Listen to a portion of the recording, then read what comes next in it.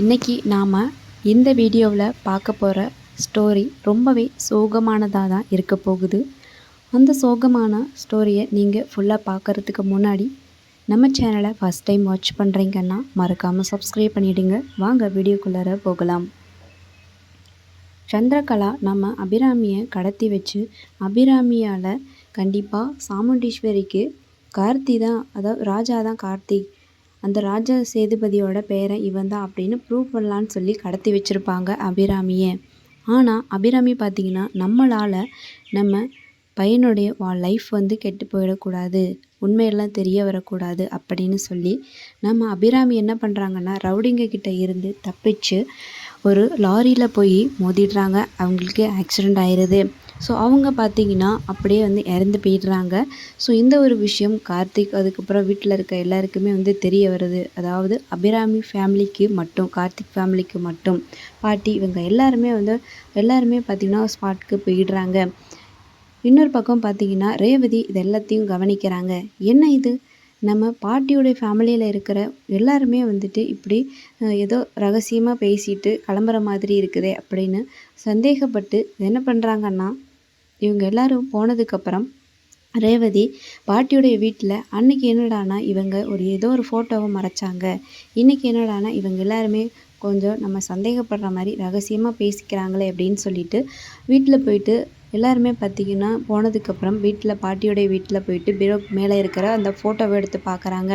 அப்போது இதுதான் நம்ம அத்தையா, அப்போது ராஜாவுடைய அம்மா தான் நம்மளுடைய அத்தையா அப்படிங்கிற மாதிரி யோசிக்கிறாங்க. அதுக்கப்புறம் பார்த்திங்கன்னா அபிராமி இறந்து போயிட்டு அவங்களுக்கு சடங்கு எல்லாமே பண்ணுறாங்க.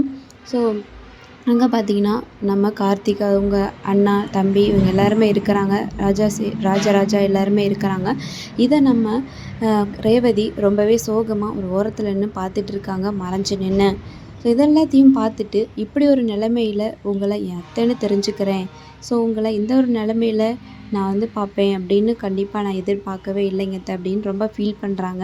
இன்னொரு பக்கம் பார்த்திங்கன்னா ராஜா உங்களுடைய பேர் என்ன அப்படின்னு தெரிஞ்சுக்கிறதுக்காக பாட்டிக்கிட்ட போயிட்டு இன்றைக்கி எனக்கு ஒரு உண்மை தெரிஞ்சே ஆகணும் அப்படின்னு சொல்லி பாட்டியுடைய கையை தன்னோட தலையில் வச்சு ராஜா தான் உங்களுடைய பேரனா அப்படிங்கிற மாதிரி சொல்கிறாங்க. இது ஏன் மேலே சத்தியம், இப்போ நீங்கள் உண்மையை சொல்லி தான் ஆகணும் அப்படின்ற மாதிரி கேட்குறாங்க. ஆமாம்மா, ராஜா தான் என்னோட பேரன், அவன் தான் கார்த்தி அப்படிங்கிற மாதிரி பாட்டி எல்லா உண்மைகளையுமே சொல்லிடுறாங்க. இது நம்ம ரேவதியால் தாங்கிக்கவே முடியலை, பயங்கர ஷாக்கிங் ஆகிடுறாங்க. ஸோ இன்னொரு பக்கம் நம்ம கார்த்திக் பார்த்திங்கன்னா இவ்வளோ சீக்கிரம் நீங்கள் என்னை விட்டு போவீங்கன்னு எதிர்பார்க்கல அப்படின்னு சொல்லிட்டு ரொம்பவே ஃபீல் பண்ணி அழுதுட்டுருக்குறாங்க. ஸோ நம்ம கார்த்தியும் அவங்களுடைய அண்ணாவும் பார்த்திங்கன்னா நம்ம அபிராமிக்கு கொல்லி வைக்கிறாங்க. அந்த மாதிரி தான் காட்டுறாங்க. ஸோ அபிராமி இறந்ததை இவ்வளோ சிம்பிளாக முடிப்பாங்க அப்படின்னு நம்ம யாருமே எதிர்பார்க்கல. பொதுவாக ஒருத்தர் வீட்டில் இறந்து போயிட்டாங்கன்னா சீரியலில் எல்லா சீரியல்களுமே பார்த்துருக்கோம், ரொம்பவே சோகமாக சென்டிமெண்ட்டாக இந்த ஸ்டோரியை 1 வீக் கொண்டுட்டு போவாங்க, இல்லை ஒரு 2-3 டேஸாவது எடுத்துகிட்டு போவாங்க. ஆனால் சிம்பிளாக முடித்தது ரொம்பவே கஷ்டமாக இருக்குது. அதுவும் அம்மா சென்டிமெண்ட் அப்படின்னாலே எல்லா சீரியல்களுமே ரொம்பவே சூப்பராக இருக்கும். ஸோ இப்போது இப்படி சிம்பிளாக முடிச்சிட்டாங்க. ஸோ அபிராமி இப்போது டெத் ஆகிட்டாங்க சீரியலில்.